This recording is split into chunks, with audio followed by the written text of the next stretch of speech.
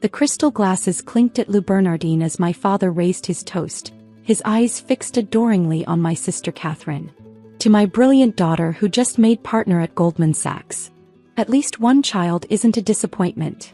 I smoothed down my simple black dress, a custom Bottega Veneta piece that cost more than Catherine's entire designer wardrobe, and maintained my composure. If only they knew that while they celebrated her success, I had quietly built Phoenix Ventures into a billion-dollar investment empire. And Isabella, my father turned to me with familiar disappointment, still doing that little consulting work? Still consulting. Catherine smirked, adjusting her flashy new Cartier watch. You know, Izzy, my team is always hiring analysts. Even you could handle basic spreadsheets. If she only knew that while she bragged about her six-figure salary, I was closing deals worth more than Goldman's entire quarterly profit. The little consulting work, they mocked, was just a cover for my real operations. That's kind of you to offer, I replied softly just as my phone buzzed with another update. Tesla acquisition complete. $300 million profit secured. Seriously, Isabella, my mother chimed in, when are you going to do something meaningful with your life? Look at Catherine, designer clothes, luxury apartment, real career. I thought about my real estate portfolio, including the building where Catherine rented her luxury apartment, which I owned through a shell corporation. The meaningless life they pitted had made me one of the most successful private investors in the country. I manage, I said quietly. Manage? My father scoffed. You live in that tiny Soho loft, drive a basic car and do freelance work. Meanwhile, Catherine just bought a house in the Hamptons. The tiny loft was actually the smallest of my 12 properties. The basic car was a custom-engineered vehicle with security features that cost more than Catherine's Hamptons house. But they were too busy planning my intervention to notice the truth hiding in plain sight. My phone lit up again, another message from my team. Microsoft deal closed. $180 million transferred to your private account. At least try to dress professionally, my mother sighed, eyeing my simple dress. Catherine could take you shopping. I'm comfortable with my choices, I replied, thinking of the vault in my real office where I kept the evidence of my success. Bank statements showing billions in assets, properties across 3 continents, and investment returns that would make Catherine's partner bonus look like pocket change. Comfortable with mediocrity, my father muttered. Thank God Catherine understands the value of ambition. I checked my watch, a subtle Patek Philippe that cost more than Catherine's annual salary, and thought about the gift I'd planned for this evening. After years of enduring their condescension, tonight they would finally learn the truth about their disappointing daughter. After all, some birthday presents are worth waiting for. The waiter arrived with my father's birthday cake, an elaborate creation he barely glanced at, too busy listening to Catherine detail her latest major deal. $200 million in derivatives, she boasted. The biggest trade of my career. I bit back a smile, thinking of the billion-dollar deal I'd closed that morning while they thought I was probably sleeping late again. Speaking of career achievements, my father turned to me with mock interest. Any exciting consulting projects, Isabella? Actually, I said, reaching for my phone, I do have something to share. Consider it your birthday gift. Please don't tell me you're still working on that startup idea.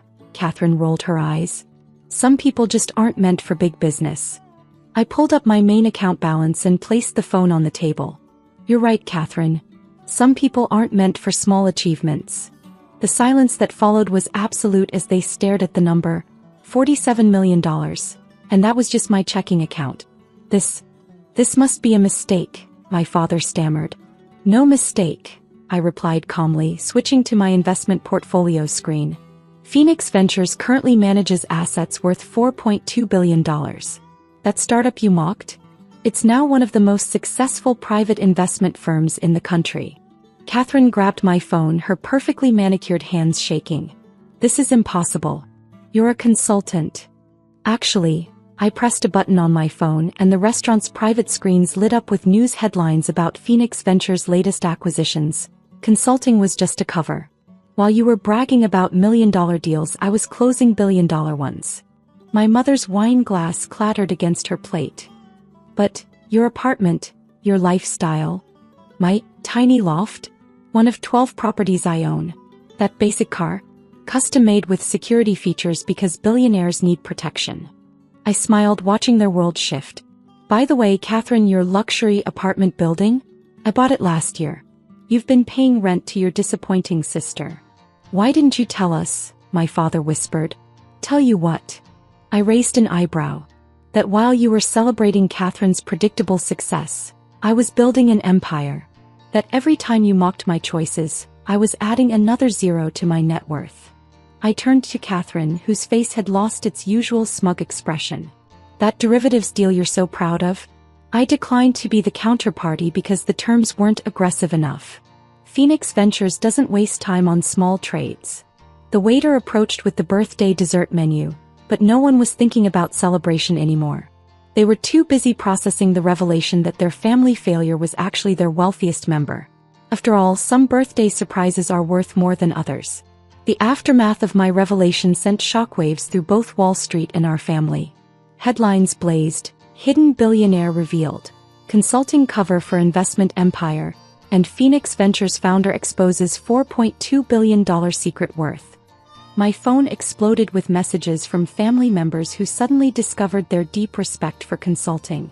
Catherine, we should discuss some co-investment opportunities. Mom, darling, why didn't you tell us about your real business? Dad, princess, let's talk about family wealth management. I archived them all, focusing instead on my next acquisition. Ironically, the hedge fund where Catherine had just made partner. They didn't know it yet, but Phoenix Ventures had been quietly buying shares for months. 1 month later, I sat in my true office, the entire top floor of a building I owned in Manhattan, reviewing the changes in my family's attitude. Catherine had been passed over for 3 promotions after her clients learned she wasn't connected to Phoenix Ventures. Our parents had stopped hosting their bragging dinners about their successful daughter. Your sister's here to see you, my assistant announced. She's been waiting in reception for 2 hours. I watched on the security feed as Catherine sat nervously, her designer outfit looking slightly less confident now.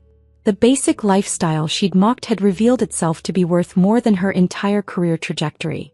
Tell her I'm in a meeting with Goldman's CEO, I replied, signing documents for my latest acquisition, which would soon make me her boss's boss. When I finally agreed to another family dinner 3 months later, it was in my private dining room, surrounded by evidence of the wealth they'd never noticed, rare art pieces, priceless artifacts, and views of the city buildings I owned. This is extraordinary, my mother managed, staring at a Monet on the wall. We never knew. Of course you didn't, I replied. You were too busy counting Catherine's bonuses to notice I was counting billions. Catherine shifted uncomfortably in her chair. About that, I never understood what you were building. Clearly, I agreed, pressing a button that revealed screens showing Phoenix Ventures' current holdings. That basic lifestyle you mocked? It was a cover for this.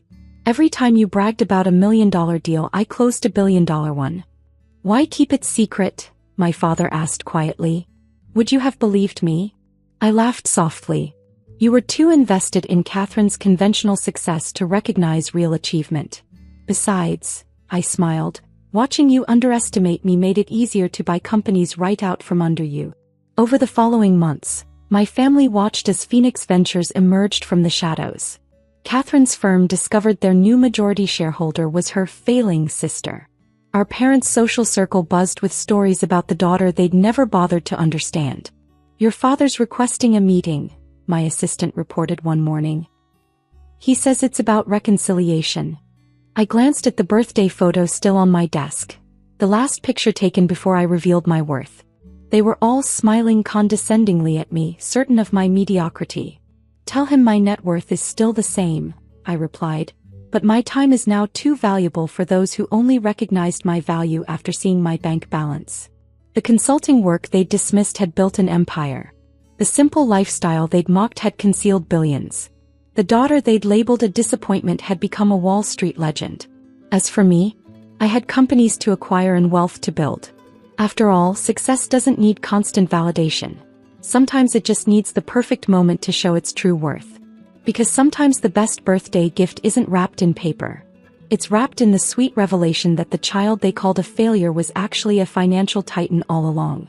And that's a present worth more than any cake could ever be. Sometimes I visit Goldman Sachs, now partly owned by Phoenix Ventures, and watch Catherine in her increasingly modest office. Her partner status means less each day as more clients realize the real power lies with her consulting sister.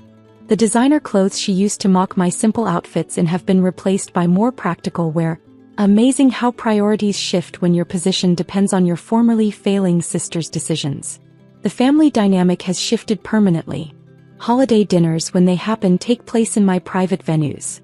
Dad no longer gives condescending toasts about success. It's hard to brag when your disappointing daughter could buy and sell your entire social circle. Mom stopped suggesting career counseling when she realized my little consulting work had funded a charitable foundation bigger than their entire net worth. I kept the birthday cake receipt from that revelation dinner, framed it next to my first billion-dollar deal document. Sometimes success isn't about immediate gratification. It's about waiting for the perfect moment to serve the sweetest revenge. The basic car I drove now sits in a museum I built, alongside other artifacts of my hidden empire years. The plaque reads, "Appearance of failure is sometimes the best cover for building an empire." Because sometimes the greatest achievement isn't making billions.